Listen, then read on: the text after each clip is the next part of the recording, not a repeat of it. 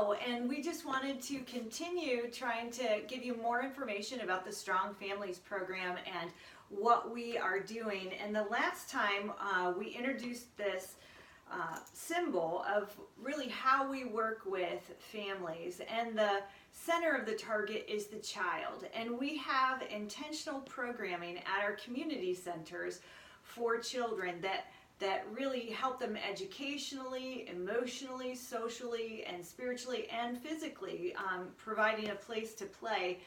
And the next ring is really the families. And so today we wanted to focus on helping you understand how we work with families. And for the last year and a half, I've been working on creating a curriculum for the parent class. And we just returned from India, and it was really such a joy for us to be able to be there and participate in a parent class there. And so that was one way that we really try to build the capacity of the parents by helping them with basic parenting skills, as well as some life skills and different emotional and social skills, and to help them understand trauma that they might have experienced and how to work through that. And so that is one way that we work with families. But Eric is going to share with some stories of impact and things that we have seen and how families have been transformed. Yeah, I mean, when I think about the families that we've had the privilege of working with in Mexico and in India, it's a privilege, it is an honor, and there are a lot of stories of transformation and hope that I could share.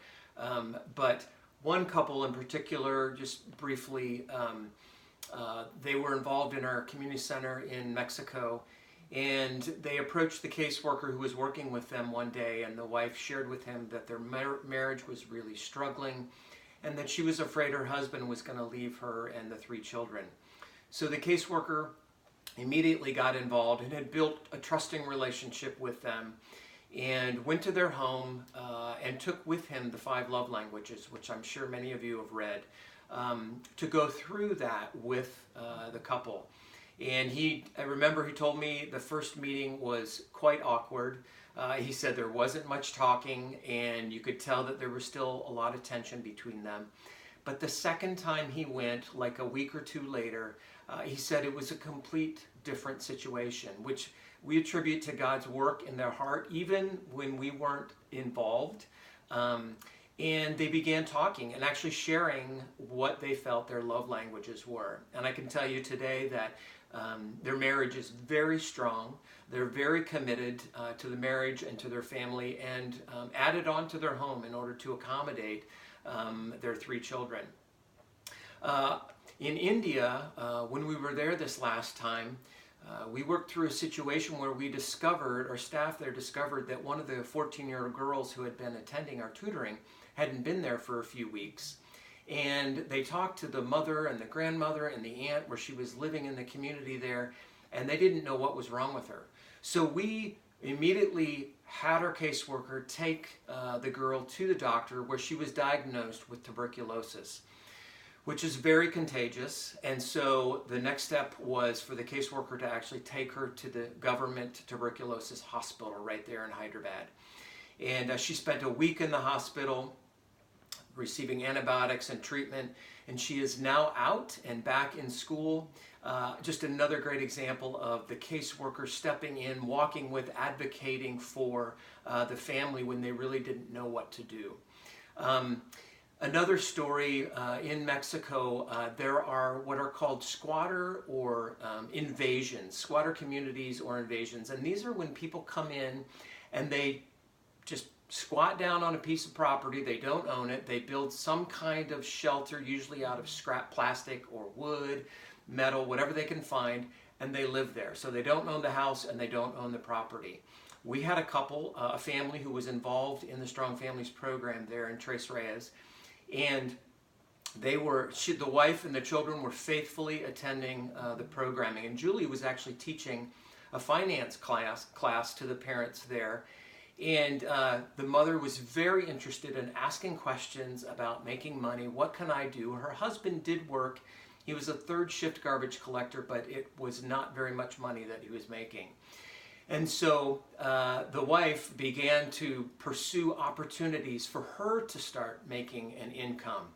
And she was looking at this shirt manufacturing or sewing company. And she went to Julie and the caseworker and said, "This is something I'm considering. What do you think?" And Julie, what happened in that situation? Well, we helped her assess. She thought this was really a good opportunity, but on a good day, she would have made 80 pesos if she completed one shirt, which in is a about day. $4. And taking one shirt would take her about 8 hours a day. And so we thought, well, there might be a better way that you could make more money for less time. And so we helped her understand that there are cleaning opportunities where you could work for 2 to 3 hours and make 300 to 400 pesos a time. And so she realized, and she made the decision, well, I don't want to take the job at the shirt factory. I'm going to pursue trying to find clients to clean houses. And at the same time, at the community center, we were needing to get somebody to start cleaning the community center. Our staff couldn't do it anymore. And so this same woman who started cleaning homes, she applied for the position. We had many applicants, narrowed it down to 3 applicants, and she was one of them. And we had them all clean part of the community center so that we could see how good their work was. And she was head and shoulders above the other 2 candidates. So we hired her to work 3 days a week at the community center. So as they were building up some money, they were excited. They put a down payment on some property. Their dream was to own their own land and build their own house so they weren't squatting anymore.